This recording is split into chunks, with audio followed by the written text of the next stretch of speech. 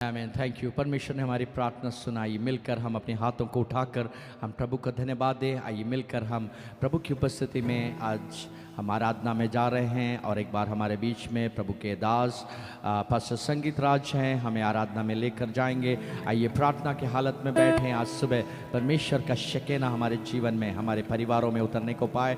आज सुबह आशीषमय दिन होने के लिए प्रार्थना करें। Hallelujah. Over to you pastor Sangeet Raj. Praise the Lord, hallelujah, hallelujah, praise God। एक और सुंदर समय प्रभु ने हमारे जीवन में दिया। आइए थोड़ी समय परमेश्वर की हम आराधना करें। वो जिंदा और जीवित परमेश्वर है। थोड़ी समय हम कोई भी शांत ना रहें। सभी लोग हृदय की गहराई से हमें मिला वो इस अवसर को अच्छी तरीके से हम उपयोग करें। आइए हम मिलकर आराधना में जाएं। देखूं मैं जब तेरे काम खुशी से खिल जाए जहां, तेरे बिन है जीवन बेजान। आंधी में तू शरण स्थान। देखूं मैं जब तेरे काम, देखूं मैं जब तेरे काम खुशी से खिल जाए जहां, तेरे बिन है जीवन बेजान। आंधी में तू शरण स्थान। मार्ग दिखा मेरे खुदा, पाप से तू मुझको जिला। साथ चल दिल भटक रहा, किस और मैं जाऊं पिता। मेरा दिल तू जान, मैं हूं नादान, सिर्फ तू ही है मेरी आशा। हालेलुया।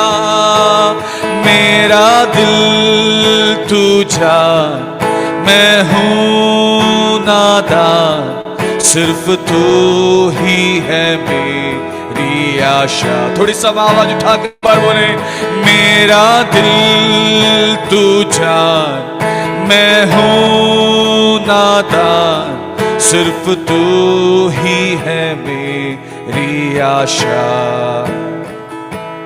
संकट में तू दोस्त है मेरा, दुख में तू आंसू पोंछता। अंधेरे में दिया मेरा, दर्द में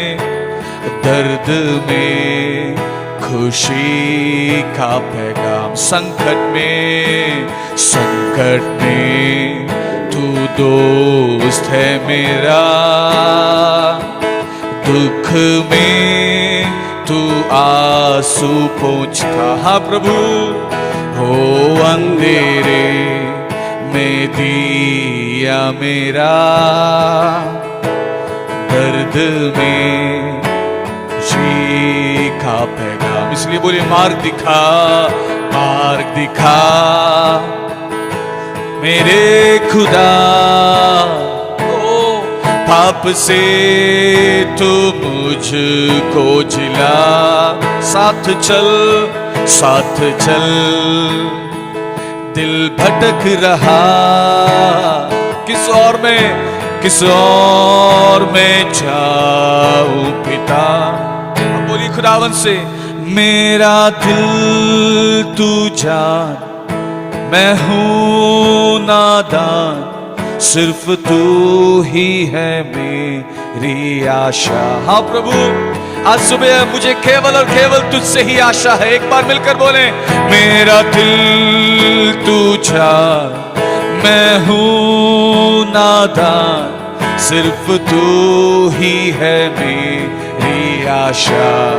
सिर्फ तू ही है, सिर्फ तू ही है मेरी आशा। अंधों को आंखें, गूंगों को बोली, बहरे सुनेंगे, लंगड़े चले। हमारी आशा है ये। अंधों को आंखें, गूंगों को बोली, बहरे सुनेंगे, लंगड़े चलेंगे। नाशमान शरीर को तेजों में बनाएगा, मेरे दुख सारे मिट जाएंगे। हालेलुया। हो नाशमान शरीर को तेजों में बनाएगा, मेरे दुख सारे मिट जाएंगे।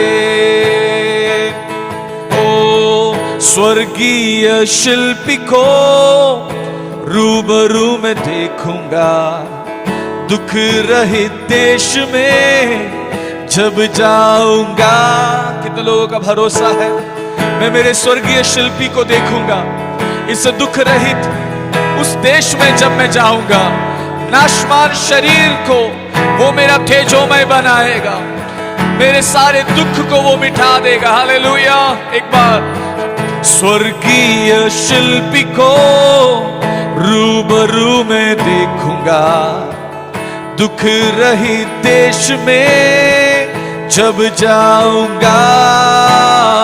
स्वर्गीय शिल्पी को रूबरू में देखूंगा, दुख रहित देश में जब जाऊंगा। नाशमान शरीर को तेजों में बनाएगा, मेरे दुख सारे। हालेलुया। नाशमान शरीर को तेजों में बनाएगा, मेरे दुख सारे मिट जाएंगे।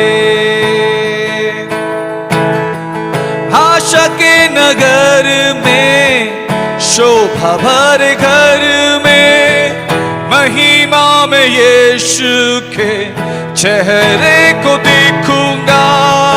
आशा के नगर में, शोभा भरे घर में, महिमा में यीशु के चेहरे को देखूंगा। नाशमान शरीर को तेजों में बनाएगा, मेरे दुख सारे मिट जाएंगे। नाशमान शरीर को तेजों में बनाएगा, मेरे दुख सारे मिट जाएंगे। मैं चाहता हूं सारे सेवकगण, सारे प्रभु के अभिषिक्त खादिम लोग, सारे प्रभु के जन मिलकर थोड़ी समय एक बार आवाज उठाकर बोले, नाशमान शरीर को तेजों में बनाएगा, मेरे दुख सारे मिट जाएंगे।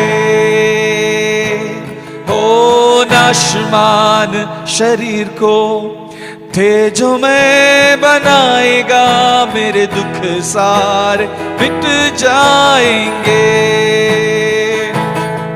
हो अंधों को आंखें, गूंगों को बोली, बहरे सुनेंगे, लंगड़े चलेंगे। अंधों को आंखें, गूंगों को बोली, बहरे सुनेंगे, लंगड़े चलेंगे। नाशमान शरीर को तेजों में बनाएगा, मेरे दुख सारे मिट जाएंगे। हमारी एक ही आशा है, हम इस संसार को, इस जगत को छोड़कर हमारे यीशु के साथ रहेंगे, जहां कोई दुख नहीं होगा, जहां कोई कष्ट नहीं होगा, जहां कोई बीमारी नहीं होगा। हालेलुया। सर्वदा मेरे यीशु के साथ में। एक और बार इसलिए बोलिए, नाशमान शरीर को तेजों में बनाएगा, मेरे दुख सारे मिट जाएंगे। नाशमान शरीर को तेजोमय बनाएगा मेरे दुख सारे। ओ यीशु काफी है, यीशु काफी है, यीशु काफी है मेरे जीवन में। बोलिए यीशु काफी है, यीशु काफी है, यीशु काफी है मेरे जीवन में। यीशु काफी है, यीशु काफी है, यीशु काफी है मेरे जीवन में। मेरे यीशुआ, मेरे यीशुआ, मेरे जीवन में तू ही काफी है। मेरे यीशुआ, मेरे यीशुआ, मेरे जीवन में तू ही काफी है। हालेलुया, हमारे लिए यीशु काफी है। मेरे प्रियो परमेश्वर हम सभी को बहुत आय से आशीष दे। बड़े आशा के साथ, बड़े उम्मीदों के साथ, भरोसे के साथ आइए हम खुदावंत की उपस्थिति में जाएं। हमें जैसे पौलुस कहता है, संसार को और संसार की चीजों को कूड़ा और कचरा समझते हुए उस अनंत आशा के लिए हम और आप बढ़ते चले जाएं। May good God bless you. Thank you pastor ji. आमेन। ये समय देने के लिए परमेश्वर हम सभी को आशीष देवे। God bless you all. Amen. Thank you, dear Pastor, for leading us into beautiful time and meaningful time of worship. प्रभु आपको बहुत बहुत आशीष दे। और प्रभु के दास ने हम सबको एक साथ एक और बार सिखाया है कि हम सब के लिए वही आशा जो प्रभु ने हमारे लिए रखा है, ये नाशवान सब ढल जाएंगे। हम जानते हैं कि हमारे उत्तर भारत में जब हम सेवा करते हैं तो हम इस मकसद को भूल जाते हैं कि हमारा सबका एक ही लक्ष्य है कि हम प्रभु के साथ हमेशा रहेंगे। उस आशा के बदौलत हमारी आत्मिक जीवन और सेवकाई को आगे बढ़ाने के लिए प्रभु हमें सहायता करते हैं। हालेलुया। सुबह और एक बार हमारे आदरणीय पास्टर्स को, हमारे executive committee, all the dear pastors, आप सबको हम स्वागत करते हैं। हम प्रभु का वचन को सुनने जा रहे हैं। उसलिए मेरी हाथ जोड़ के आपसे एक विनती है कि आप लोग सब हो सके तो अपनी वीडियोस को ऑन करें, बिकॉज आप जब वीडियोस ऑन करते हैं तो प्रभु का वचन जो प्रचार करता है उनको बड़े उत्साह मिलता है, हौसला मिलता है। प्रभु का वचन सामर्थ के साथ कहने के लिए उनको सहायता मिलती है। इसलिए हम कोशिश करें, मैं जानता हूं आप लोग मजबूर हैं, लेकिन कोशिश करें कि अपना समय को निकालें। And we are very glad to have dear pastor among us. I would like to request Reverend Shaji Varghese, our dear superintendent, to come forward and to introduce our servant of God this morning who is there. And I welcome Reverend Shaji Varghese to come forward and kindly introduce our speaker this morning. परमेश्वर को धन्यवाद हो। सुंदर आराधना और प्रार्थना हमारा बीच में हुई। आज हमारा बीच में अतिथि के रूप से जो डॉक्टर एलेक्सी हमारा बीच में है। डॉक्टर एलेक्सी को मुझे नहीं जानता है, मगर उनका पिताजी मुझे जानता है और मेरा एक अच्छा मित्र भी रहा है। इनका पिताजी हमारा बेदेल बाइबल कॉलेज की टीचर भी रह चुका है और मेरा पड़ोसी भी है, क्योंकि मेरा घर से मात्र 1 किलोमीटर डॉक्टर एलेक्सी के घर। और पास्टर शिबू थोड़ा ट्रांसलेशन कर सकते हैं? Yeah, sure. Dear Pastor Alexi George, he resides near to my house within 1 kilometer. और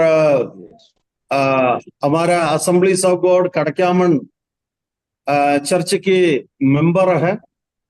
और बहुत दुख की बात में इस बार जो हम घर गए थे और मुझे थोड़ा सा दुख हुआ है। हमारा इम्पोर्टेंट 3 असेंबलीज ऑफ गॉड की घर आज वहां है ही नहीं है।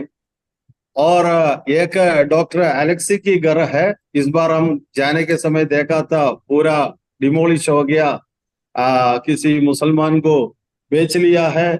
उनका नेक्स्ट पास्टर करियाचन अपचन की घर भी और डिमोलिश हो गया है, और दूसरा एक मुसलमान को दिया। हमारा असिस्टेंट सुपरंट पास्टर पीओ चरियान का भी घर एक मुसलमान खरीद लिया, वो भी डिमोलिश हो गया है।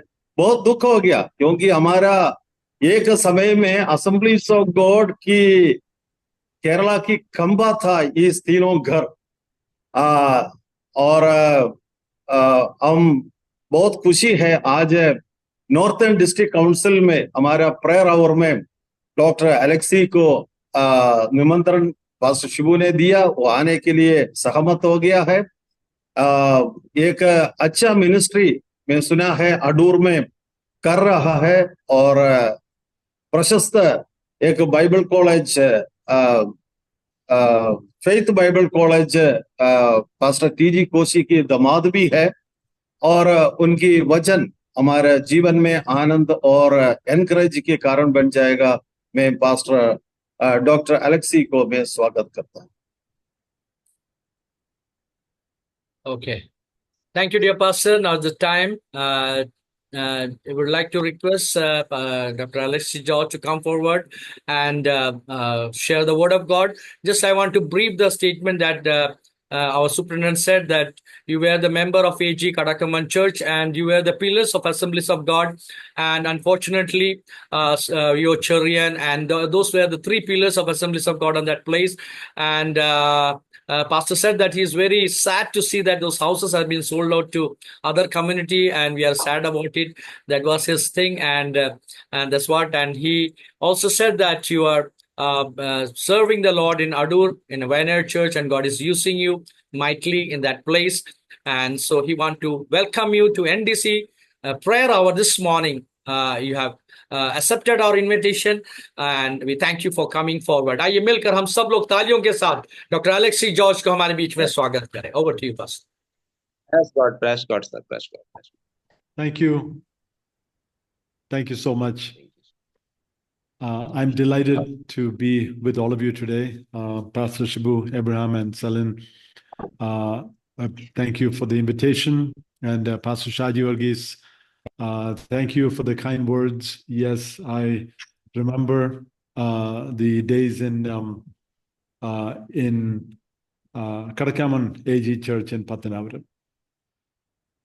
हम आप सबका स्वागत करते हैं, आपको धन्यवाद देते हैं रेवरेंड शाहजी वर्गीस, आप सबके लिए जो आपने मुझे आमंत्रण किया और आप लोग ने मुझे आज के सुबह प्रभु का वचन बांटने का अवसर दिया, इसलिए मैं प्रभु का बहुत बहुत धन्यवाद देना चाहूंगा.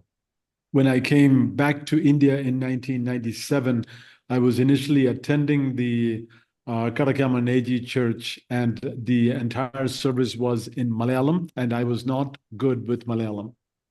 और प्रभु के दास शायद पहले 1997 से पहले वो अमेरिका में थे और 1997 में वो भारत आए और कड़कामन एजी चर्च में वो आते थे. वहाँ मलयालम सर्विस होती थी और उनको मलयालम थोड़ी बहुत दिक्कत होती थी वहाँ पे वर्शिप करने के लिए. And the pastor there at that time, his name was Skaria. Pastor Skaria encouraged me, and I took time to attempt to preach in Malayalam, and it was a very difficult time, but I remember those days in Kadakaman AG Church. मैं आज भी ध्यान करता हूं कड़कामन AG church के लिए. Pastor ने मुझे बहुत प्रोत्साहन किया कि आप मलयालम में संदेश दें. मुझे बहुत मुश्किल होती थी मलयालम में संदेश देना, लेकिन मैं कोशिश करता था किसी तरह प्रभु का वचन को बांट पाऊं. And my early years up to the age of about 7, that is the church I attended.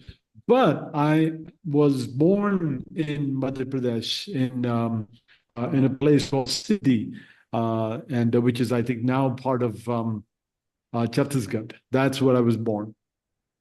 लेकिन प्रभु के दास जो जिनका उनका जन्म जो मध्य प्रदेश में हुआ था, आज शायद वो हिस्सा छत्तीसगढ़ का भाग है. So the first language that I spoke was Hindi, and that was the only language that I knew. Then I think at the age of around 3.5 to 4 years of age, my parents took me to back to Kerala, and I forgot Hindi. I learned Malayalam, and then at the age of 7, my parents had gone to the U.S. And so when I got there, I did not forget Malayalam entirely, but much of it I'd lost touch, and I learned English from there. छोटे से उम्र में मध्य प्रदेश में जन्म होने के कारण मैं हिंदी को पहला मेरा मातृभाषा हिंदी रहा। लेकिन 7 साल की उम्र में मेरे माता पिता केरल चले गए। वहां फिर मैंने मलयालम थोड़ी बहुत सीखी। लेकिन अचानक मेरे माता पिता हम लोग सब माइग्रेट होके अमेरिका के प्रदेश में हम लोग सब चले गए। वहां से मुझे इंग्लिश मजबूरन सीखना पड़ा। Then coming back to Kerala in 1997 was a big challenge because I'm trying to get reinstated to a different culture, different language, and it was a great challenge. सन 1997 में जब वापस भारत को और आया तो हमारे वहाँ के जो कल्चर है, वहाँ के जो वातावरण में ढलने के लिए मुझे बहुत मुश्किलों का सामना करना पड़ा। When I came back to Kerala in 1997, I was already in my 30s. So you have to imagine I was already set in my ways, my language, culture, and everything from a different country, and trying to come back here and to do ministry was a great challenge. और मेरे लिए बड़ी चुनौतीपूर्ण था क्योंकि America के प्रदेश में मैं 30 साल का उम्र गुजार चुका था। मेरी जवानी और मेरा सोचने का तरीका और सारा कल्चर का जो ढाल था, मैंने अपने आप को उस अमेरिका के सिटीजन के हिसाब से ढाला था। लेकिन वापस भारत में आके सेवा करना और यहाँ के वातावरण में अपने आप को ढालना और सेवा करना मेरे लिए बहुत ही बड़ा चुनौती का कारण था। So I don't want to take much time because there's a lot to say, but from a very young age, while I was growing up in New York City, from a very young age, the desire for the gospel was there deep in my heart. प्रभु के दास जब छोटे से उम्र में थे, New York में थे, तो प्रभु के लिए सेवा करना उनके हृदय में हर समय उनके प्रभु का सेवा के प्रति उनके हृदय में भार रहता था। My grandfather on my mother's side, he was a brethren evangelist, and therefore he would be constantly preaching in the market in Patnavaram, handing out tracts and doing things like that. And I remember being with him and standing with him at a very young age. और मेरे जो दादाजी थे वो Brethren थे। वो मैं याद कर रहा हूं कि वो सड़कों में नुक्कड़ों में खड़ा होकर प्रभु के वचन को बड़े हियाव के साथ बांटते थे और मैं उनकी वचन को सुना करता था। So from the time I was a young boy, I learned to love God and to love His Word and to have a deep desire to share the gospel. और प्रभु के दास जो छोटे से उम्र से ही प्रभु के वचन को, परमेश्वर को प्रेम करते थे और प्रभु के वचन से प्रेम करते थे। प्रभु के सेवकाई करने की बड़ी आग्रह और इच्छा उनके हृदय में हुआ करता था। So when I went to school, my book bag was full of tracts, my Bible, and then my other books. और जब प्रभु के दास स्कूल जाते थे, उनके बैग में पूरा ट्रैक्स भरा हुआ करता था, बाइबल भरा हुआ करता था और अपनी किताबों को भरकर वो स्कूल जाते थे। So during my school days, whenever I had an opportunity, not only my classmates and students in other classes, I would give tracts and share the gospel. और जब कभी भी अवसर हुआ करता था, प्रभु के दास अपने मित्रों को प्रभु के वचन को बांटते थे, ट्रैक्स दिया करते थे। So when I was in high school, there were like 4,000 students in the school and plenty of people and plenty of opportunity to share the gospel. जब मैं हाई स्कूल में प्रवेश किया, वहां करीब 4,000 स्टूडेंट्स हुआ करते थे और मेरे पास बहुत सुनहरा अवसर था कि प्रभु के वचनों को इन सारे बच्चों के बीच में मैं बांट पाऊं। The high school that I went to was one with a lot of problems, drugs, alcohol, killings, shootings, stabbings with knives, and all of these things were not uncommon. They were common in the school. लेकिन मैं जिस school में पढ़ता था वो बड़ा उग्र बच्चों से भरा हुआ स्कूल था। वहां नशे की लत थी, वहां एक दूसरों को मारते थे, लड़ाई झगड़ा, गोलियां चलती थी और ऐसे वातावरण में मैं पढ़ाई करता था। Our teachers were afraid of their lives, and they had either knives or guns in their bags with them because they needed protection for themselves as well. So it was a very dangerous place. और बहुत ही खतरनाक जगह हुआ करता था वो school. हमारे जो अध्यापक थे वो भी अपने पॉकेटों में चक्कू वगैरह लेकर आते थे ताकि अपने आप को वो बचा सके। But what I realized is that whatever type of place it is, I realized that the gospel can penetrate any person's heart that is hard and difficult. लेकिन इस बात को मैं विश्वास करता था, चाहे कितना भी कठोर हृदय क्यों ना हो, परमेश्वर का जो सुसमाचार है किसी भी कठोर हृदय में वो प्रवेश कर सकता है, उनके जीवन में परिवर्तन ला सकता है। Sometimes, we think that some people are too difficult for the gospel. हम कई बार इस प्रकार से सोचते हैं, कुछ लोग सुसमाचार के लिए बहुत मुश्किल होता है सुसमाचार सुनने। We might think, oh, these people, they are too difficult, they are too hard, they are too much against the gospel, or they're living their life in a terrible way. They would never come to Christ. और हम कई बार इस प्रकार से सोचते हैं, शायद ये लोग बहुत मुश्किल है, इनको जीतना बहुत मुश्किल है, ये कभी भी प्रभु में आ नहीं सकते हैं। और कई बार हम इस मानसिकता के साथ हम लोगों को छोड़ देते हैं। But from a very young age, I learned that the gospel can penetrate even the hardest of hearts. लेकिन मैं आपको इस बात को कहना चाहता हूं कि कठोर हृदय वाले व्यक्ति के हृदय में भी प्रभु का सुसमाचार जा सकता है, उनको तोड़ सकता है, उनको बदल सकता है। So coming back to India, reacclimating to the culture, or like a new culture, new language, everything for me was not an easy thing.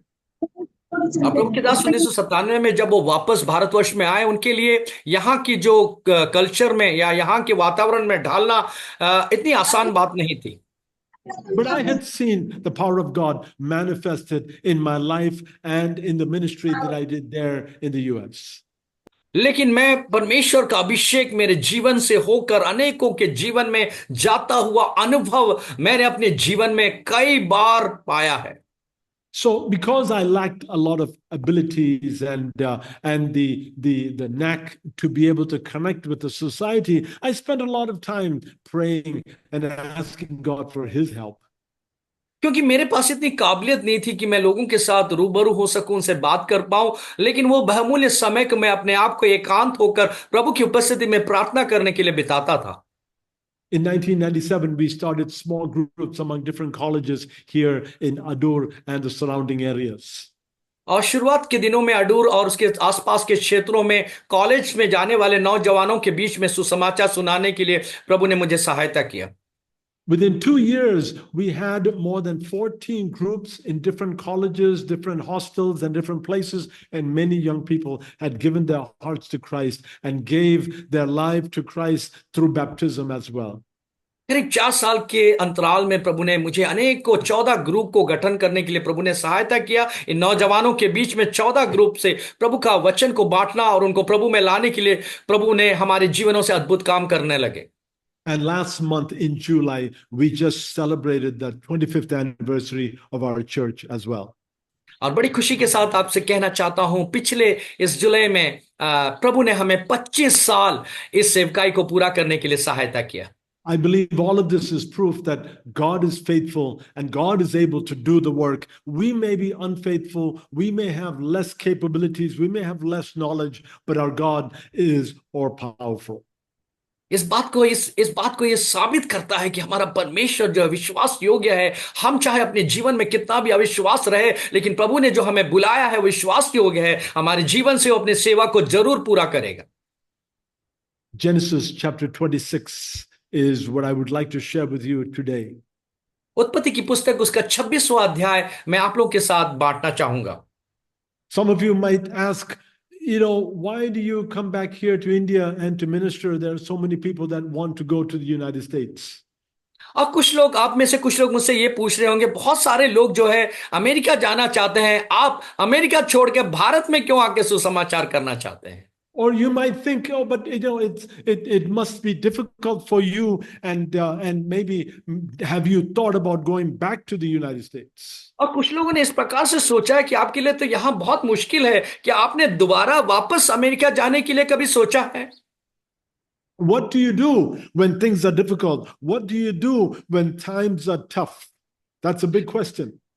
आप क्या करते हैं जब आपके वातावरण या आपकी परिस्थिति आपके अनुकूल नहीं रहती है? आप क्या करते हैं उस समय? ये एक बहुत बड़ा सवाल है। But I believe today's message that I'm going to share with you will answer that question as well. मैं विश्वास करता हूं इस सवाल का उत्तर आज के सुबह जो वचन मैं आपको बांटूंगा, आपके सवालों का उत्तर इन वचनों के द्वारा आप तक पहुंच जाएगी। So I'm going to first begin with the first verse of Genesis chapter 26. इसलिए मैं उत्पत्ति की पुस्तक 26वां अध्याय का पहला वचन से मैं अपनी वचन की शुरुआत करना चाहूंगा। Now there was a famine in the land besides the former famine that was in the days of Abraham, and Isaac went to Gerar to Abimelech, king of the Philistines. Can you read in Hindi? या उस देश में अकाल पड़ा और उससे पहले अकाल से अलग था जो अब्राहम के दिनों में पड़ा था। You know, famines were common in the land of Palestine. और पैलेस्तीन के प्रदेश में जो अकाल था बहुत साधारण सी बात थी। So we should not think that this is something unusual. और हमें इस बात को नहीं सोचना है कि कोई असाधारण घटना वहां पे घटी है। But we see in several places that famines were there during the time that the people of the patriarchs were living there.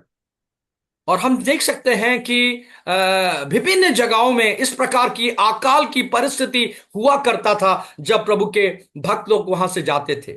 We know that Abraham, Isaac, and Jacob, they had cattle and sheep, and they traveled from one place to another. हम जानते हैं कि Abraham Jacob के पास जो है बहुत सारे भेड़ होते थे, पशुधन हुआ करता था जिसको वो शायद चरा के लेकर जाते होंगे। During times of famine and distress, it was common for people to travel to other lands where there is no famine so they can survive. और कई बार अकाल की परिस्थिति में बहुत सारे लोग अपनी जगह को छोड़कर दूसरे जगहों में चले जाते हैं ताकि अपने सारे पशु संपत्तियों की रखवाला कर सके। In Genesis chapter 12, we see that Abraham went to Egypt because of the famine. और उत्पत्ति की पुस्तक उसका 12वां अध्याय में देख सकते हैं कि अब्राहम जो है मिस्र की प्रदेश में गया। In Genesis chapter 20, we see that Abraham went to Gerar. और उत्पत्ति की पुस्तक उसके 20वां अध्याय में हम देख सकते हैं अब्राहम ने गरार की प्रदेश में गए। Now in Genesis chapter 26, we see Isaac going to Gerar because of the famine. और उत्पत्ति की पुस्तक 26वां अध्याय में हम देख सकते हैं आइसक जो है गरार के प्रदेश में अकाल के कारण गया। In Genesis chapter 46, we see that Jacob goes to Egypt. और उत्पत्ति की पुस्तक उसका 46वां अध्याय में देख सकते हैं कि जेकब जो है वो मिस्र की प्रदेश में गया। So we know that famine was common in the land of Palestine. और इससे हमें देख सकते हैं कि जो अकाल है पैलेस्तीन की जो जगह में बहुत साधारण सी बात हुआ करती थी। And it was common for people to go to other lands for the sake of survival. और ये बहुत साधारण सी बात थी कि अपनी जीवन को बचाने के लिए लोग दूसरे दूसरे प्रांतों में अकाल के परिस्थिति में जाया करते थे। That's something that everyone did. और ये बात हम सब शायद करते होंगे। But God called Abraham, Isaac, Jacob, and their descendants to come and dwell in this land. लेकिन परमेश्वर ने अब्राहम, आइसक और जेकब को बुला के उस प्रदेश में वास करने के लिए बुलाया था। But here's a land that is constantly in famine. लेकिन जिस देश में परमेश्वर ने बुलाया था वहां अधिकतर समय अकाल हुआ करता था।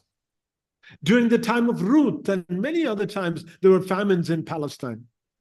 और रूत के समय में भी और बहुत सारे समय में भी फिलिस्तीन में अकाल की परिस्थिति हुआ करती थी। But and we know that when you look at the geography of Palestine, it's very fragile.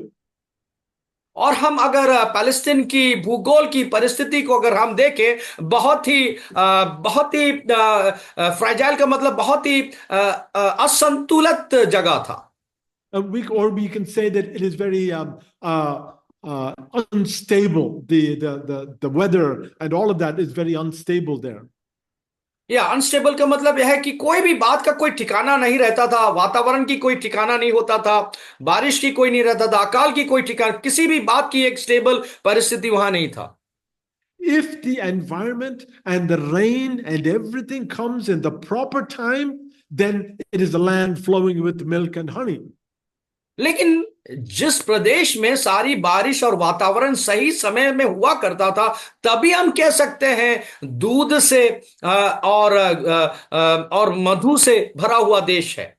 But if the pattern of the rain changes and something different happens, then all of a sudden it is no longer a land flowing with milk and honey, but it's the land of starvation. लेकिन जब वातावरण में बारिश समय में नहीं हो और अकाल पड़ता रहे, तो हम देख सकते हैं कि वो प्रदेश में जो भूखमरी का प्रदेश बन जाता है, ना कि दूध और मधु का प्रदेश रहता है। So, but this was the land that God called the land flowing with milk and honey. लेकिन इस प्रदेश को परमेश्वर ने कहा है कि यही प्रदेश है जहां दूध और मधु बहने वाला स्थान है। This is the promised land. और ये वादा प्रतिज्ञा की हुई जगह है। What is the land that you are in? हम और आप किस प्रदेश में रहते हैं? What kind of village do you work in? What kind of city do you work in? आप किस प्रकार की गांव में, शहरों में आप प्रभु की सेवा करते हैं? What kind of town do you live in? What kind of area do you live? आप जहां रहते हैं, आपका टाउन, आपका गांव की परिस्थिति कैसे है? Just like Palestine, I'm sure it's a land with plenty of problems. और ठीक पैलेस्टीन की तरह बहुत सारे समस्याओं से घिरा हुआ प्रदेश में आप प्रभु का सेवा करते हैं। Even the place that I work right here in Adur, plenty of problems here. प्रभु के दास जो अडूर में सेवा करते हैं, वहां पे भी बहुत सारी समस्याओं से उनको जूझना पड़ता है। Others don't know the problems here, but I know a lot of problems right here in this place. आप लोग शायद उस समस्या को नहीं जानते हैं, लेकिन मुझे अच्छी तरह पता है कि हमारे प्रदेश में कौन कौन सी समस्याएं हैं। But any place that God has called you to, that is the land of your calling. और जहां कहीं भी परमेश्वर ने आपको बुलाया है, वो प्रदेश परमेश्वर के द्वारा बुलाया हुआ जगह है। God can stretch out his hand. He can make it a land flowing with milk and honey. परमेश्वर अपने हाथों को बढ़ा के उस प्रदेश में हालेलुया मधु और दूध से भरा हुआ देश बना सकता है। Even in the midst of that, there will be famine. और इसके इस बीच में भी अकाल की परिस्थिति से आपको जूझना पड़ सकता है। There will be times of distress and problems that you have never experienced before. परेशानी और संघर्ष से भरा हुआ वातावरण को आपको सामना करना पड़ सकता है, जो शायद आपने पहले कभी सामना नहीं किया होगा। Now the question I have for you today is, what will you do? लेकिन एक सवाल मैं आपसे कहना चाहता हूं, आप उस परिस्थिति में क्या करेंगे? Abraham, Isaac, and Jacob, all of them went to Egypt, went to the Philistine town of Gerar. Abraham, इसहाक और याकूब तीनों ने फिलिस्तीन के प्रदेश और गरार के प्रदेश में वो आगे अपने कदम को रखा। So, 3 things I would like to share with you today. 3 बातों को मैं आपके साथ आज के सुबह शेयर करना चाहूंगा। Number 1, learn the situation of the land that you're in. पहली बात कि आप जिस देश में रहते हैं, उस देश की परिस्थितियों को समझने के लिए समय बिताएं। Number 2, learn to stand firm in the land that God has called you to. और दूसरी बात, परमेश्वर के बुलाए हुए जगह में हियाव के साथ खड़े होने के लिए परमेश्वर आपसे चाहता है। And number 3, learn to stay within the promise that God has given you. और तीसरी बात, परमेश्वर की दी हुई वादा के उस परिप्रेक्ष्य में खड़ा होकर सेवा करने के लिए प्रभु आपको बुलाता है। So along with being a pastor, I'm a teacher, so I like to give outlines. So if anybody is writing notes, I will repeat these 3 points to you one more time. क्योंकि प्रभु के दास एक pastor भी एक teacher है, इसलिए मैं आग्रह करूंगा कि ये तीनों पॉइंट को आप ध्यान से लिख कर रख दें। So, number one, learn the situation of the land that God has placed you in. पहली बात, परमेश्वर ने जिस स्थान में आपको बुलाया है उस जगह की वातावरण को और सारे चीजों को परखने की आवश्यकता है। Number two, learn to stand firm in the land that God has called you. और दूसरी बात, जिस जगह में परमेश्वर ने आपको बुलाया है बड़ा हियाव के साथ, हिम्मत के साथ वहां खड़ा होने के लिए परमेश्वर आपसे चाहता है। And number three, learn to stay within the promise that God has given you. और तीसरी बात, परमेश्वर के दी हुई प्रतिज्ञा के स्थान में आप उसी के दशा में, उसकी परिस्थिति में, उसी एरिया में खड़ा होकर प्रभु की सेवा करने के लिए प्रभु आपसे चाहता है। So, what do we do about the situation of the land? We have to learn the situation of the land, number one. पहली बात यह है कि आप अपनी जमीन की या जगह की परिस्थिति को आपको समझने की जरूरत है।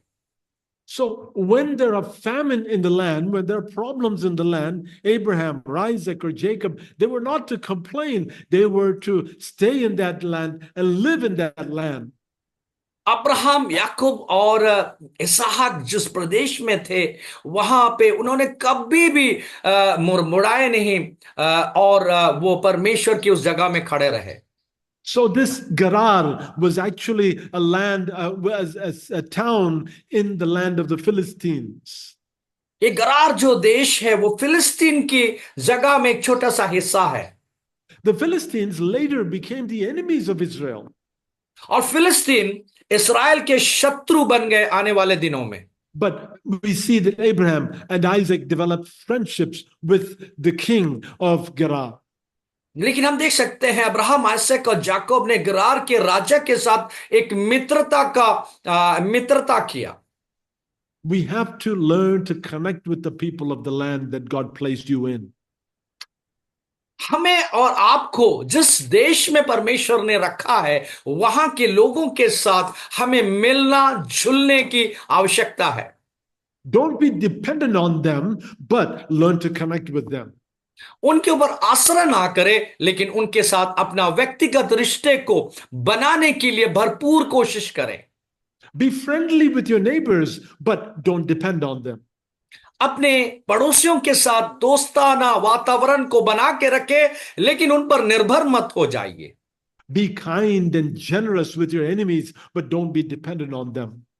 अपने शत्रुओं के साथ दया दिखाए, लेकिन उनके ऊपर निर्भर ना हो। We, in the town, in the place that we ministered, we ended up with lots of problems and difficulties. प्रभु के दास जहां सेवा करते हैं वहां बहुत सारी समस्याओं से उनको जूझना पड़ता है।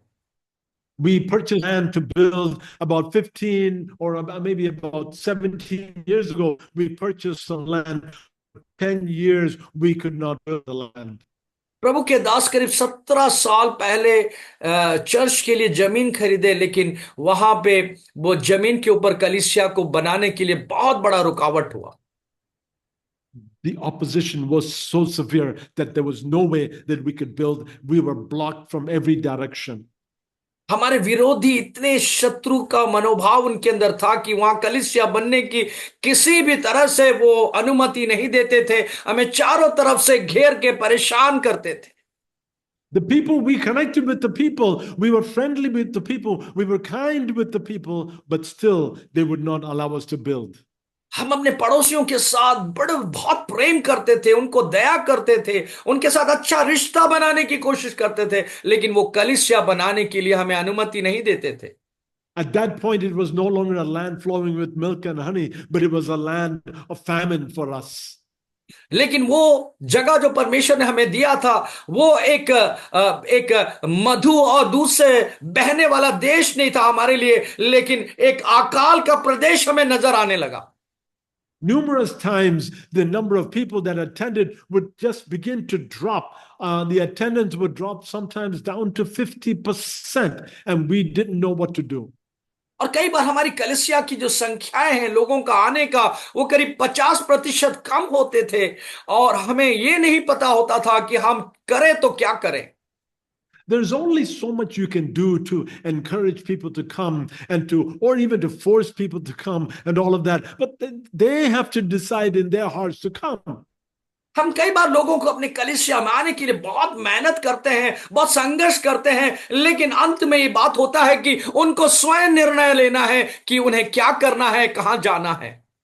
But during those times of difficulty, we increase the prayer more and more and more. लेकिन उस परेशानी की वातावरण में हमने अपनी प्रार्थना जीवन को और ज्यादा मजबूत किया, हम प्रार्थना करते रहे। As we continue to pray more and break the powers of the enemy in the society, in the community that are hindering the people from going, immediately we began to see a change. हम प्रार्थना करते रहे, उन अंधकार की शक्तियों को जो लोगों को रोकता था, हमारी कलीसिया में आने से रोकता था, हम प्रार्थना करते रहे और परमेश्वर ने उन लोगों को स्वतंत्र किया कि वो कलीसिया में आ पाए। So learn the situation of the land that God has placed you in. इसलिए पहली बात, आपको परमेश्वर ने जिस स्थान में रखा है उस जगह की वातावरण को, परिस्थितियों को समझने के लिए आप समय बिताएं। Learn to connect with the people, but you don't need to be dependent on them. आप उन लोगों के साथ ऐसे रिश्ता बनाएं, लेकिन उनके साथ आप निर्भर मत हो जाए। We see that Abraham, Isaac, and Jacob, all of them were well connected with the people of the land where they lived. हम देख सकते हैं अब्राहम, आइसक और जैकब जो है उस प्रदेश के, गरार के प्रदेश में लोगों के साथ एक अच्छा रिश्ता बनाने की कोशिश करते थे, लेकिन उन पर निर्भर नहीं होते थे। They faced numerous problems with their neighbors, and many of them became enemies, and numerous problems they faced, but they stayed in the land of the promise. बहुत सारे समस्याओं को गिरने के बाद भी परमेश्वर का दिया हुआ वादा वाला प्रदेश में वो रुके रहे और वहां पे हिम्मत के साथ खड़े रहे। Then number 2, learn to stand firm in the land that God has given you. और दूसरी बात, परमेश्वर ने जिस स्थान को दिया है, बड़ी हियाव के साथ, हिम्मत के साथ उस जगह में खड़ा हो जाएं। Verse 2 and 3. And the Lord appeared to him and said, do not go down to Egypt. Dwell in the land of which I shall tell you. Sojourn in this land, and I will be with you and bless you. For to you and to your offspring I will give all these lands, and I will establish the oath that I swore to Abraham your father. 26:2 में लिखा है, वहां यहोवा ने उन्हें दर्शन देकर कहा, मिस्र में मत जा, जो देश में तुझे बताऊं उसी में रह, तू उसी देश में रह, और मैं तेरे संग रहूंगा, तुझे आशीष दूंगा, और ये सब देश में तुझको और तेरे वंश को दूंगा, और तू शपथ ने तेरे लिए पिता अब्राहम से खाई थी।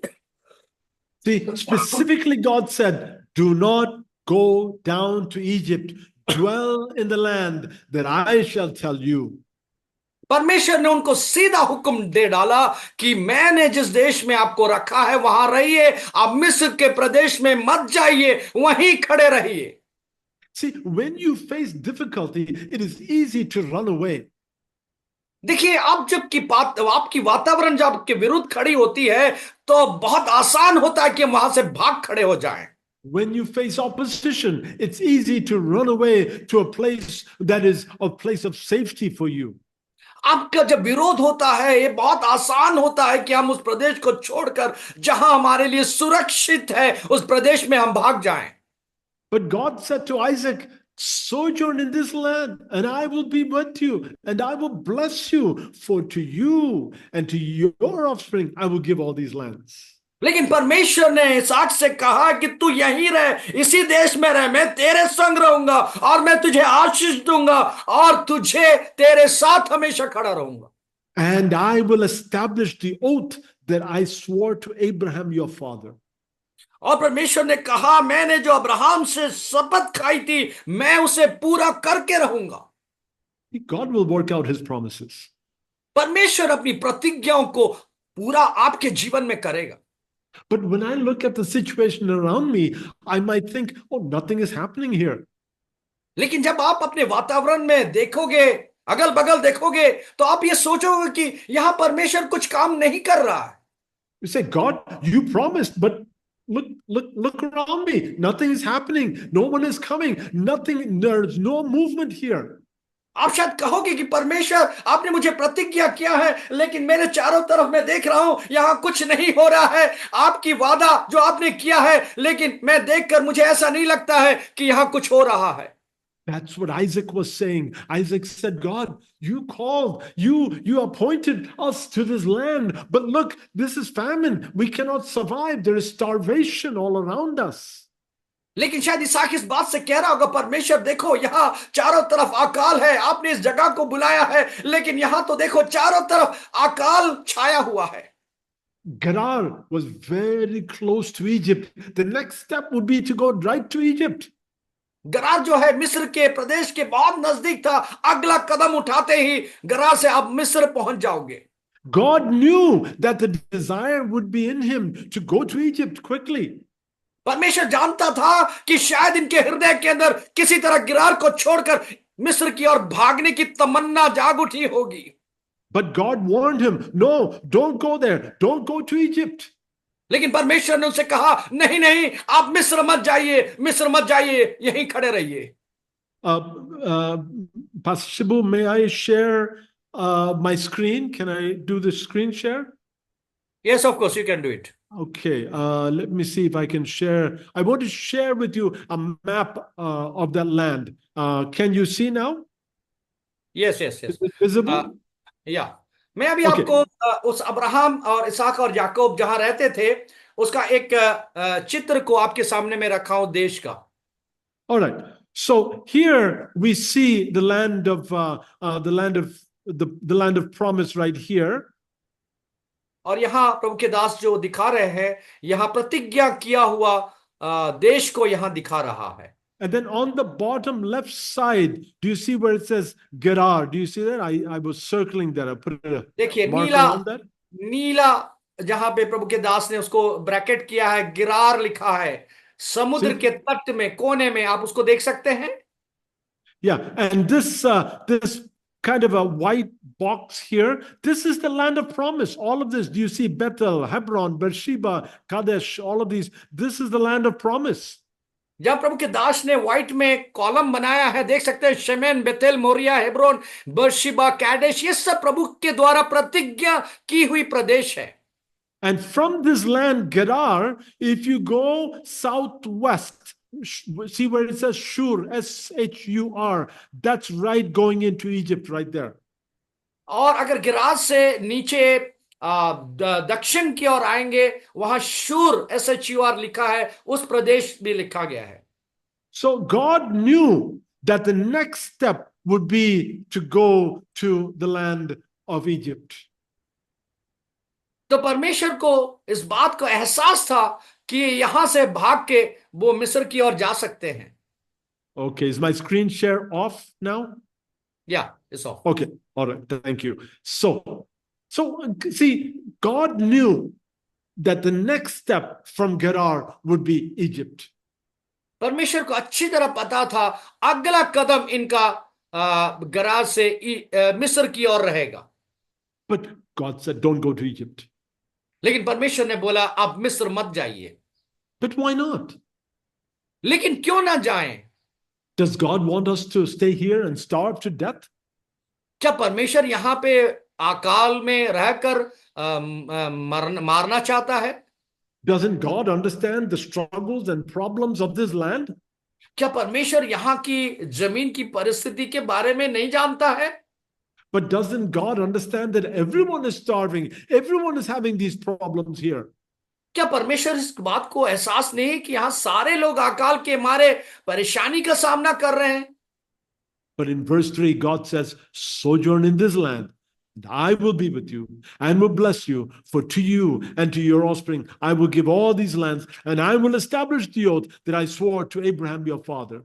लेकिन तीसरा वचन में प्रभु कहता है, तू इस देश में रहे और मैं तेरे संग रहूंगा, तुझे आशीष दूंगा और ये सब देश तुझको जो तेरे वंश में दे दूंगा, जो शपथ मैंने तेरे पिता अब्राहम में खाई थी।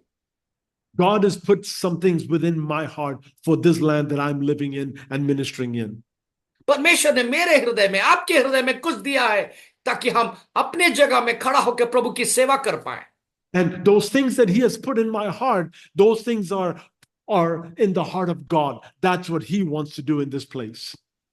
और जो चीज मेरे हृदय में है वो परमेश्वर के हृदय में भी है, और वो ही बात है परमेश्वर आपके मेरे जीवन से करना चाहता है। But when I look at my situation right now, it doesn't look good. लेकिन जब हम अपनी वातावरण को देखते हैं, परिस्थिति को देखते हैं, ये कुछ अनुकूल नहीं लगता है। It doesn't look like I'm conquering the land or I'm taking over the land. Not at all. It doesn't look like that. ऐसे किसी भी तरह से ये देख के साबित नहीं होता है कि मैं इस देश के ऊपर कब्जा कर लूंगा, इस देश के ऊपर जय पाऊंगा। ऐसी मेरी परिस्थिति मुझे एहसास नहीं लगता है। But so many times I wanted to run away from here, go somewhere else, go anywhere else, but to stay here. लेकिन कई बार यहां से भागकर कहीं दूसरे जगह जाना चाहता हूं, लेकिन यहां नहीं खड़ा होना चाहता हूं। इस तरह से शायद सोच रहे होंगे। But even then, God is saying, just like he said to Isaac, he's saying to me and to you. और जैसे इसहाक के साथ परमेश्वर ने बात किया है, शायद आज के सुबह आप में से कुछ लोगों के साथ परमेश्वर भी यही बात कहना चाहता है। जैसे इसहाक से बात किया, परमेश्वर आपसे भी बात करना चाहता है। So let's read verse 3 one more time. Sojourn in this land, and I will be with you and bless you. For to you and to your offspring I will give all these lands, and I will establish the oath that I swore to Abraham your father. आइए तीसरे वाक्य को पढ़े। तू इसी देश में रहे और मैं तेरे संग रहूंगा, तुझे आशीष दूंगा, तेरे सब देशों में तुझको और तेरे वंश को दूंगा, और जो शपथ मैंने तेरे लिए पिता अब्राहम से खाई है मैं उसे पूरा करूंगा। You know that by faith Abraham is my father. हम और आप जानते हैं विश्वास के द्वारा अब्राहम हमारा विश्वास का पिता है। By faith Abraham is your father, विश्वास के द्वारा अब्राहम हमारा भी पिता है, the father of all who believe in God. जो परमेश्वर पर विश्वास करता है सबका पिता अब्राहम है। Just like the promise that God gave to Abraham, that promise is being transferred to you. और जैसे परमेश्वर ने अब्राहम से वादा किया था, वो ही वादा परमेश्वर आपके जीवन में भी देना चाहता है और दे रहा है, और आपके लिए भी वो दे करना चाहता है। God is telling you and me, sojourn in this land, stay in this land, and God will be with you. God will bless you. For to you and to your offspring, God will give all these lands, and he will establish the oath that he swore to our father Abraham. परमेश्वर शायद आपसे भी ये बात को कहना चाहता है कि तू वहां खड़े रहे, मैं तेरे साथ रहूंगा, तुझे आशीष दूंगा, सब देशों में तुझे तेरे वंश को दूंगा। शायद परमेश्वर ये प्रतिज्ञा आज के सुबह आपसे करना चाहता है। Can you believe that? क्या आप विश्वास कर सकते हैं That God will give all those lands to you? Can you believe it? क्या विश्वास कर सकते हैं परमेश्वर की प्रतिज्ञा की सारी देश को परमेश्वर आपको देगा? Oh, you might say, oh, Pastor, you don't understand my situation. शायद हो सकता है आप माथे में हाथ रख के कह रहे होंगे, पर प्रभु के दास आप शायद मेरी परिस्थिति को नहीं जान पा रहे हैं। You don't understand the struggles that I'm going through. आप ये सोच रहे होंगे, कह रहे होंगे, प्रभु के दास नहीं जानते हैं मैं किस किस परिस्थिति से, किस परेशानी से गुजर रहा हूं। Yes, I don't understand what you are going through. I agree. बिल्कुल, मैं इस बात के सहमत हूं कि आपकी परिस्थिति को मैं नहीं जानता हूं, But I do know the promise of God. लेकिन इस बात को जानता हूं कि परमेश्वर का एक प्रतिज्ञा है जो वो पूरा करता है। I also know that God is a God who keeps his promises. और मैं इस बात को भी जानता हूं कि हमारा परमेश्वर अपनी दी हुई प्रतिज्ञाओं को जरूर पूरा करता है। And in the last 35 to 40 years of ministry, I have seen God doing his work and accomplishing his promises. प्रभु के दास पिछले 25-40 सालों में प्रभु की दी हुई प्रतिज्ञाओं को पूरा करते हुए प्रभु के दास ने अपनी सेवकाई में, अपने जीवन में अनुभव किया है कि परमेश्वर अपनी प्रतिज्ञा को अवश्य पूरी करता है। You know, at one time, Abraham asked his servant to go find a wife for his son.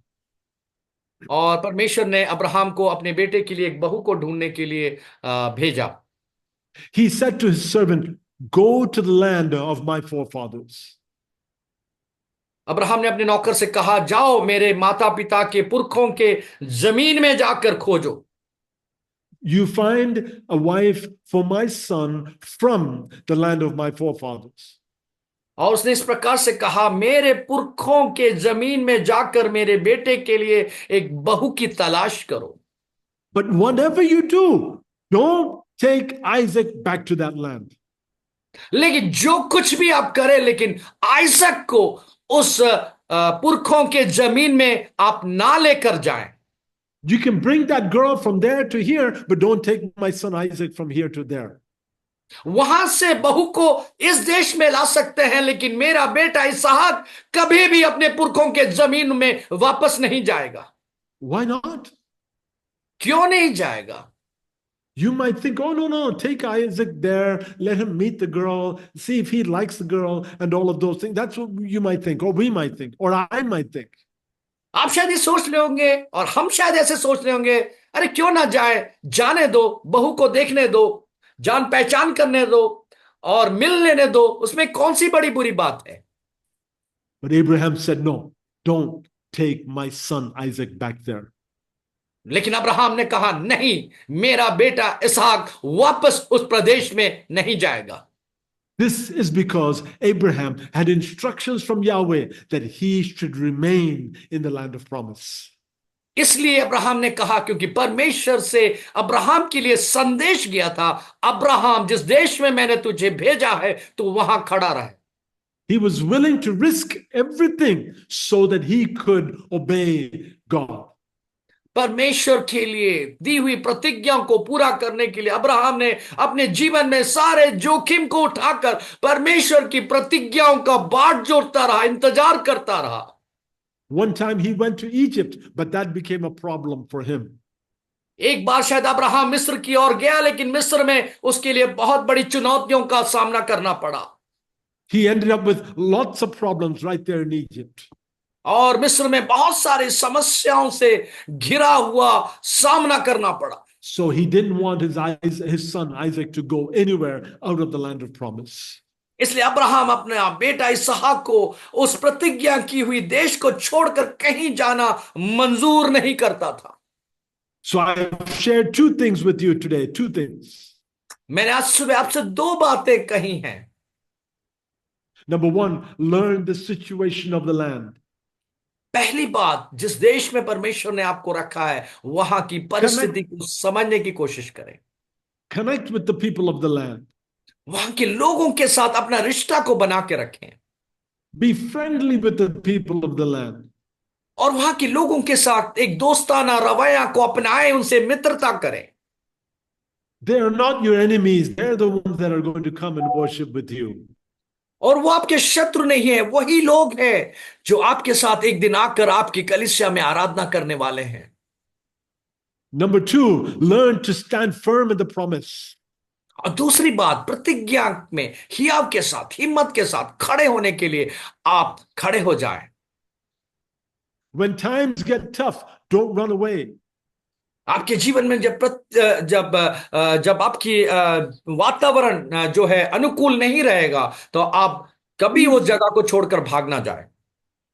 Even if you have starving and you don't have food, even then, don't run away from the promise that God has given you.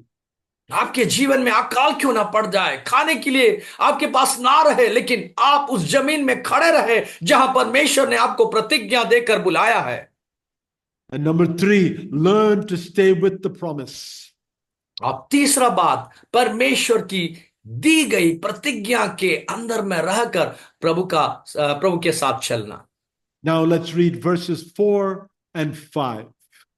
आइए हम पढ़े 26 का 4 और 5।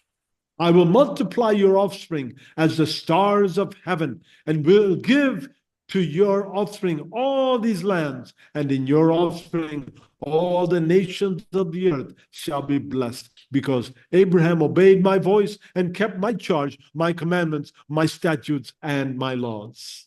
मैं तेरे वंश को आकाश के तारामंडल के समान करूंगा, और मैं तेरे वंश को ये सब देश दूंगा, और पृथ्वी की सारी जातियां तेरे वंश के कारण अपने आप को धन्य मानेंगे, क्योंकि अब्राहम ने मेरा मानी है, और जो कुछ मैंने उन्हें सौंपा था उसको मेरी आज्ञाएं, विधियों और व्यवस्था का पालन किया है।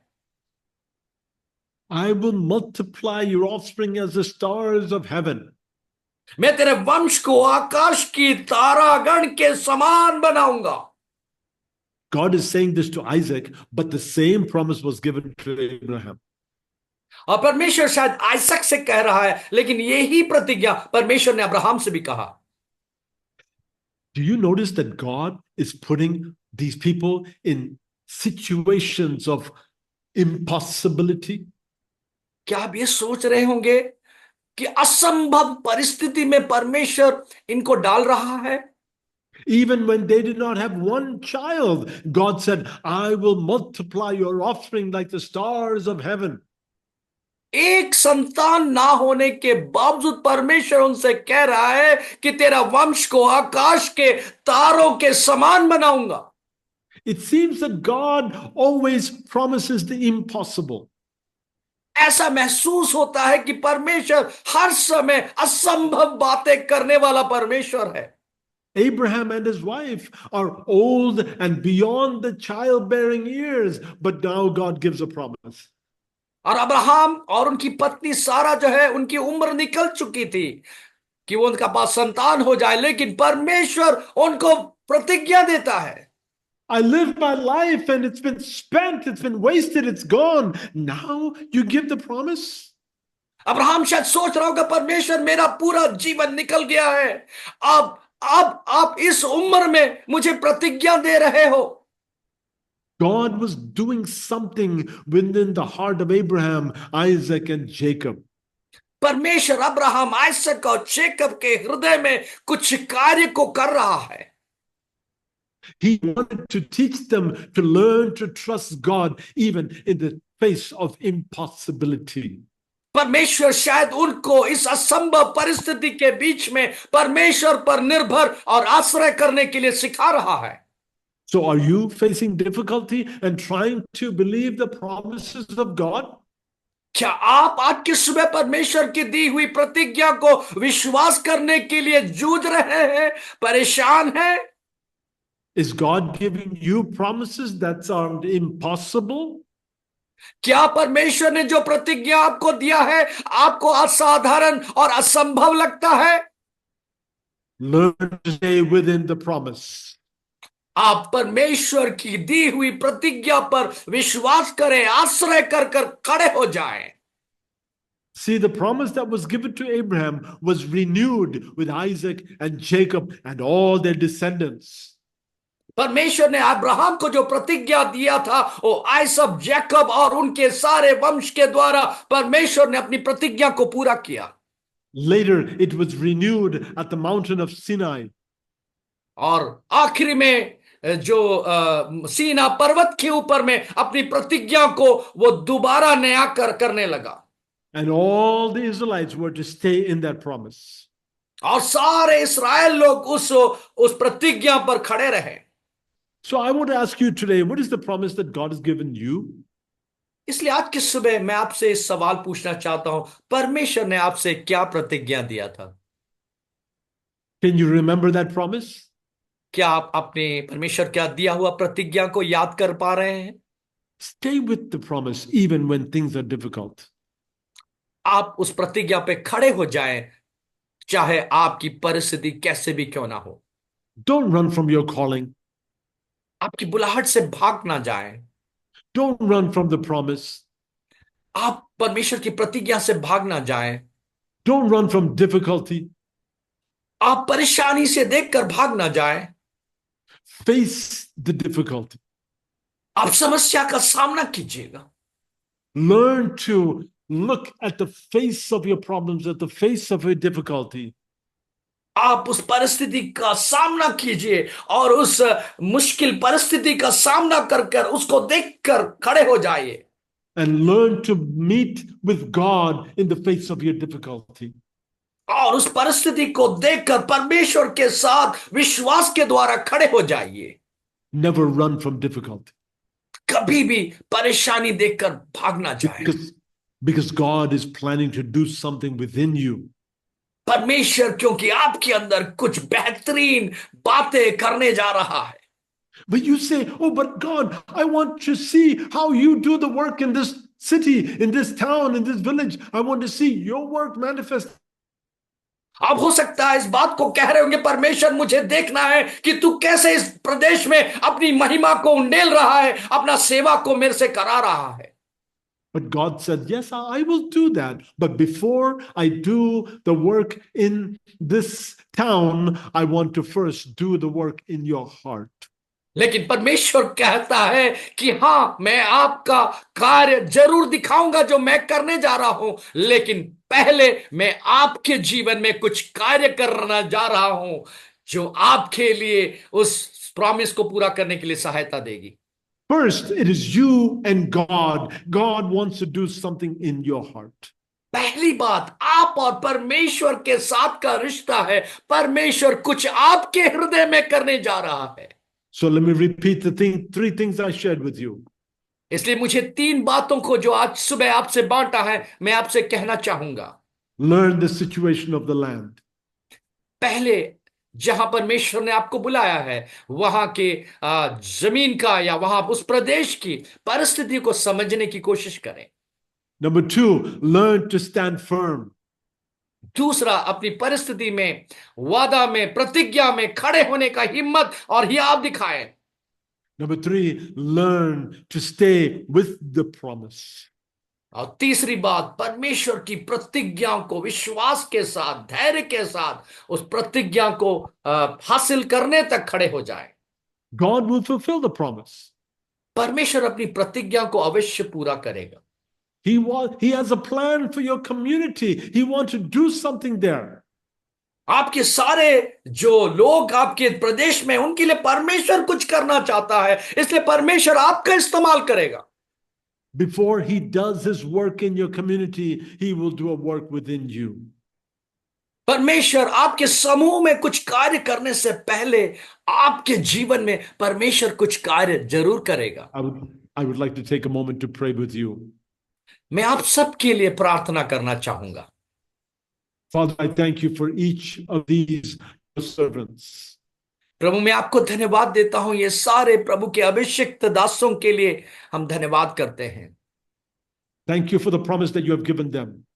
परमेश्वर, धन्यवाद देते हैं जो प्रतिज्ञा परमेश्वर आपने इन दासों के जीवन में दिया है। Thank you for the work that you are doing in their hearts. परमेश्वर, धन्यवाद देते हैं आप जो काम उनके हृदय में कर रहे हैं। I pray that you would make them strong. परमेश्वर, मैं प्रार्थना करता हूं इनको मजबूत दे, हियाव दे, हिम्मत दे। I pray that their faith and trust in you would go to the next level. प्रभु, मैं प्रार्थना करता हूं प्रभु, आप पर भरोसा और विश्वास एक अलग ऊंचाई पर जाने को पाए। Father, we thank you for this opportunity to be together. परमेश्वर, धन्यवाद देते हैं इस अच्छे अवसर के लिए जो हम मिलकर आपकी उपस्थिति में बिता पाए। I believe your Holy Spirit has spoken to each person that is listening. आज की सुबह मैं आशा करता हूं पवित्र आत्मा आपने आप सभी दासों के जीवन में बात किया है। In Jesus' name we pray. यीशु मसीह के नाम से प्रार्थना Amen. करते हैं। आमीन, आमीन। Thank you so much for this opportunity to share, and so may the Lord bless you today. God bless you. Thank you, dear pastor. Thank you so much for coming forward and blessing each one of us today. Really, the word helped us to look back to our calling and the promise that God has given to us. And we are truly blessed to look back and once again strengthen our lives, to move forward in our life, to stay in the place that God has called us, and to stay in the promises that God has given us, and to look into the surroundings and get acquainted with the place that God has given us. परमेश्वर आपको बहुत बहुत धन्यवाद। May God bless you, dear pastor and the family, and God be with you and God bless you. Make you a blessing for many people. प्रभु के दास के लिए बहुत बहुत धन्यवाद देते हैं। जैसा कि जानते हैं प्रभु के दास अमेरिका के देश में, हम शायद सोच ले होंगे हम लोग सब अमेरिका जाते हैं। प्रभु के दास मेरे बचपन में वो अमेरिका छोड़ के भारत आ गए थे, और भारत में आके आपको पता है केरल में बहुत सारे चर्चेस हैं जो शायद जो क्रिश्चियंस के बीच में सेवा होती है, लेकिन प्रभु के दास ने एक उदाहरण सेट किया है। केरल में एक ऐसा चर्च है जहाँ सिर्फ जो है नॉन क्रिश्चियंस के द्वारा बनाई गई कलीसिया है, दर्शन के द्वारा। और प्रभु के दास एक बड़े संस्था के हमारे आपने सुना होगा Reverend T G Koshy sir, जो शारोन फेलोशिप के प्रेसिडेंट थे, उनका दामाद होते हुए भी उन्होंने उसका कोई नेतृत्व नहीं रहा, लेकिन अकेले प्रभु के बुलाहट को देकर बड़ी कलीसिया को आगे बढ़ाने के लिए प्रभु ने उनको इस्तेमाल किया। Hallelujah, he is my example. मेरा बेटे का नाम भी उनके नाम से मैंने दिया है, मेरा बेटा का नाम एलेक्सी दिया है, प्रभु के दास के जीवन को देखकर मैंने दिया है।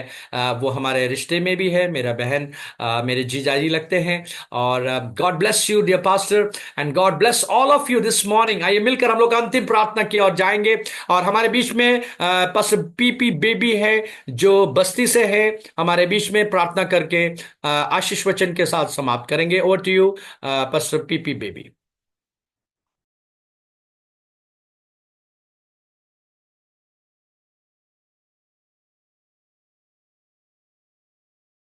ओके, अभी अनम्यूट कर सकते हैं पास्टर पीपी बेबी, अभी अनम्यूट कर सकते हैं। हालेलुया। सर्वशक्तिमान हमारा जीवित परमेश्वर, अच्छा सुंदर समय के लिए धन्यवाद प्रभु जी।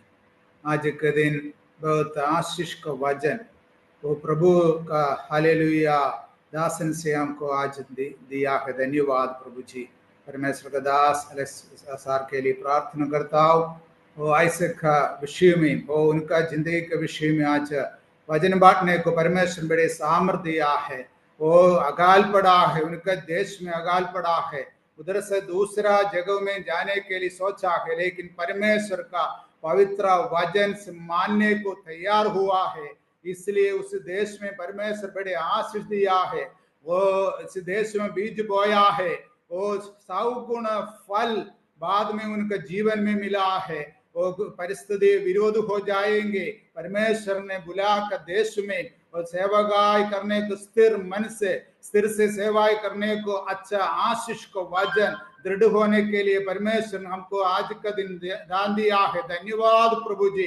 परमेश्वर का वचन के अनुसार जीवन भर परमेश्वर देने के देश में, शहर में, गांव में परमेश्वर सेवाएं करके परमेश्वर का उपस्थिति से, परमेश्वर का वचन के अनुसार परमेश्वर का राज्य का बढ़ोतरी के लिए सेवाएं करने को परमेश्वर अधिक कृपा आशीष सब लोगों को जीवन में दीजिए प्रभु जी। अच्छा आशीष को वचन बांटने को परमेश्वर दास को परमेश्वर बड़े सामर्थ्य दिया है, शक्ति दिया है। परिवार के लिए, बच्चों के लिए प्रार्थना करता हूँ, उनके मिनिस्ट्री के लिए प्रार्थना करता हूँ प्रभु जी।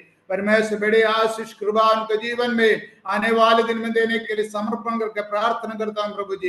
एनटीसी प्रेयर मूवमेंट के लिए प्रार्थना करता हूँ, शिबू पास्टर के लिए, कमिटी मेंबर्स के लिए प्रार्थना करता हूँ, एक्सिक्यूटिव कमिटी के लिए प्रार्थना करता हूँ। आज इसमें संगति के लिए आए हुए सब पास्टर्स के लिए, विश्वासियों के लिए समर्पण करके प्रार्थना करता हूँ।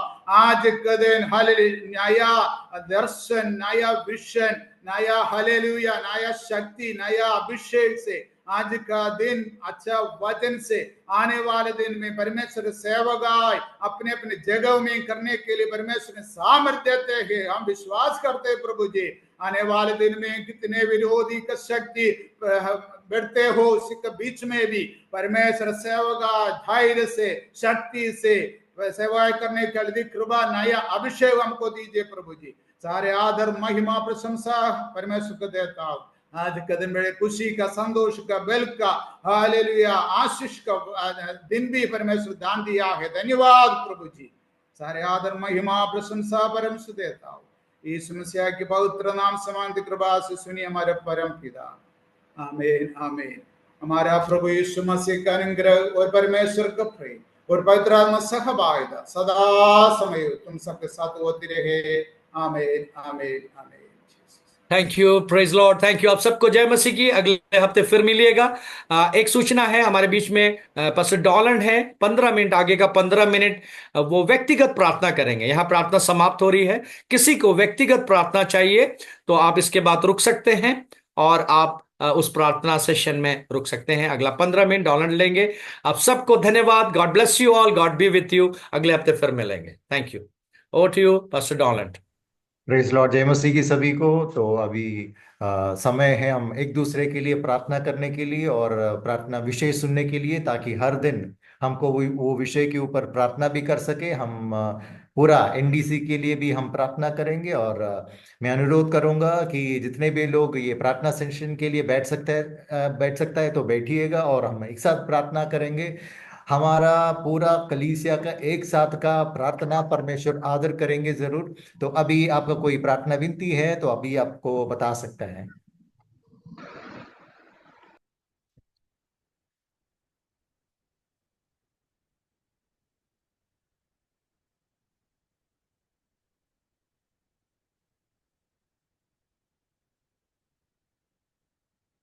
जी सर, प्रार्थना विषय है, हम राम प्रकाश बोल रहे हैं कन्नौज हाँ से। हाँ, बोलिए बोलिए पास्टर जी, राम प्रकाश पास्टर कन्नौज से बोलिए। जी, अभी जो है कुछ यहाँ विवाद हुआ है कलेसिया में, मेरे ये रक्षाबंधन के बाद में। थोड़ा एक मेरे हमसे बड़े भाई है, तो उनसे तो एक लड़के ने, उन्होंने हम 5 भाइयों के नाम उसमें रिपोर्ट में दे दिए, और उसका कुछ भी नहीं हुआ। उसने केस बनाया है और वो विरोध में गया है। पहले भी उसने शिकायत की थी कलेसिया के बारे में, और वो दारू पीता है, लड़ाई झगड़ा करता है और ऑब्जेक्शन लगाता है कि वो धर्म परिवर्तन कराते हैं। तो ऐसे करके जो है पुलिस पुलिस केस हो गया है। तो प्रार्थना करिए इन सारी बातों को परमेश्वर न्याय करे और बचाए। उनका मेरे मेरे से बड़े भाई है राजेश, और हम 5 भाई हैं, पांचों के नाम उसने रिपोर्ट में दिया है। और फर्जी तरीके से अपनी बेटी को क्या किया, प्लास्टर करवा के लाया कि इसमें उसका हाथ टूट गया, और ऐसा कुछ नहीं हुआ। तो अच्छा इस अच्छा विषय के अच्छा। सर प्रार्थना की।